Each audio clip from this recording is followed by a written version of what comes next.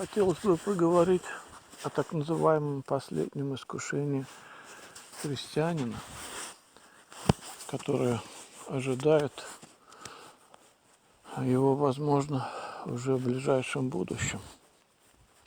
Есть такой еретический фильм «Последнее искушение Христа». Там смотреть практически не на что, разве что на саму концовку, которая все-таки дает много поводов для размышлений верующему и заставляет посмотреть более внимательно на свою жизнь, отнестись к ней более серьезно. Суть в том, что Иисус исполняет вроде бы свое поручение, умирает, вернее, не умирает, а находится на кресте, все исполнил. И потом приходит ангел и говорит: все, можешь сходить с креста, ты исполнил свое дело. Он сходит с креста, проживает обычную человеческую жизнь, женится, дети рождаются. И вот 70-й год, разрушение Иерусалима, Титом, огонь. А этот ложный Иисус уже старый, на смертном одре лежит. С ним прощаются апостолы, все хорошо. Вроде он сделал свое дело, прожил свою жизнь, исполнив волю Божью. И тут апостолы говорят, по-моему, апостол Петр: тут еще один ученик хочет с тобой попрощаться. Пусть войдет. Заходит Иуда и говорит: предатель, ты должен был быть на кресте. Почему ты здесь? Как, говорит, я исполнил свое дело. Меня ангел освободил. Пришел и сказал: все, можешь сойти. Ангел, посмотри. Этот ангел превращается в беса и со смехом улетает. Тогда он понял, что он не исполнил то дело, к которому призвал его отец. Для него это был настоящий шок. Он не знал, что делать, и с таким ревом он выползает из своего дома. Там вокруг огонь, люди бегают, римляне уничтожают, разрушают. И он, стоя на коленях, с таким ревом обращается к Отцу: верни меня на крест. Это такой вопль, который я сам не могу смотреть без слез. Я понимаю, что он не исполнил то дело, для которого его Бог предназначил. Но Бог смилостивился над ним в этом фильме и возвращает его на крест. И он с довольством говорит: свершилось. Если мы из ничтожного извлечем драгоценное, то этот еретический фильм тоже для нас может быть полезным. Чтобы нам не пришлось также в конце жизни с ревом говорить Господу: прости, что я не исполнил то, для чего ты меня предназначил. Поэтому лучше заранее отнестись серьезно к жизни, к тому плану, который Господь предназначил для нас. Спросить у Него, на правильном ли я пути, исполняю ли я тот план, который ты приготовил для моей жизни. Теперь, что касается последнего искушения нас, христиан,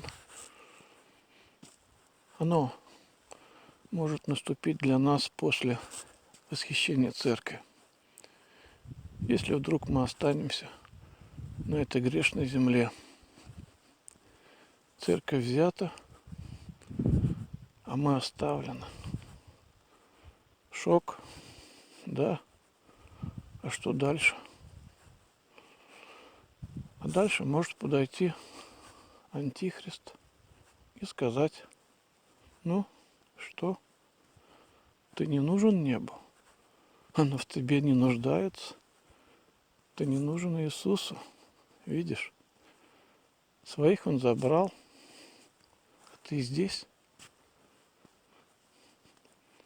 На небе тебе ничего не светит. Так хотя бы здесь возьми, на земле, что-то. И я тебе это могу дать. Поклонись мне. Ты видишь? Иисус предал тебя. Он не взял тебя. А я тебе могу дать то, что ты хочешь здесь. Это будет действительно большим искушением для тех, кто останется здесь. Возможно, многие христиане, это невозможно, это так и есть.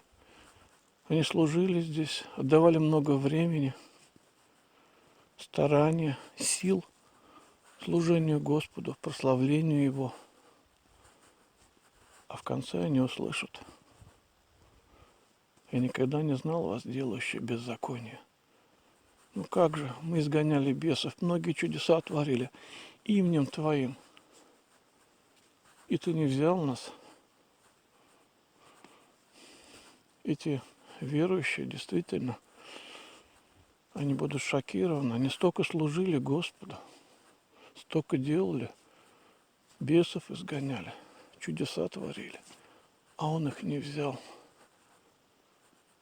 Для них, возможно, это будет и как предательство со стороны Иисуса. И что им остается делать?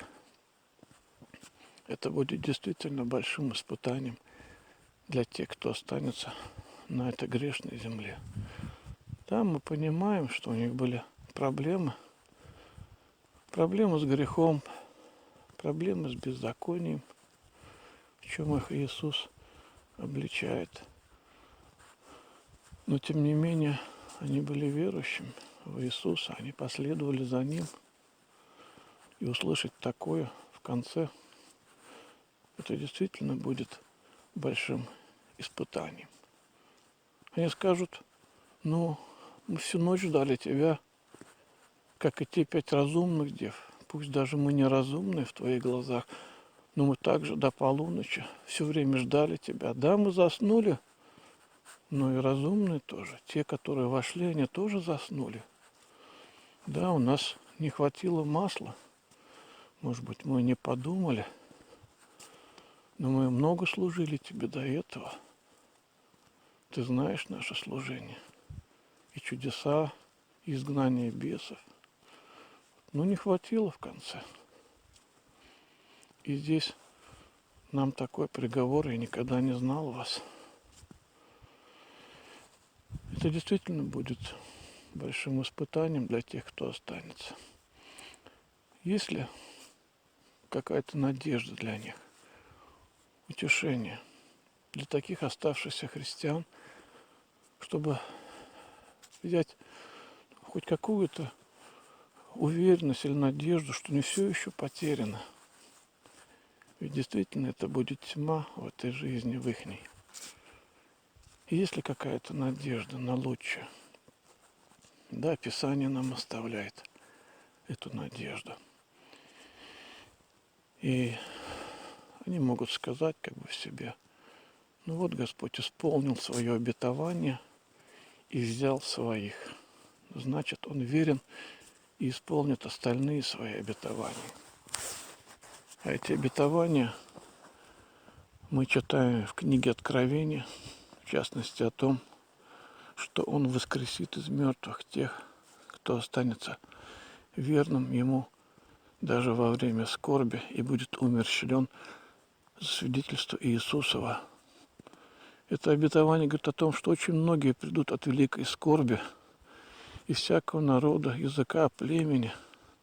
Они также будут стоять пред Господом и будут спасены.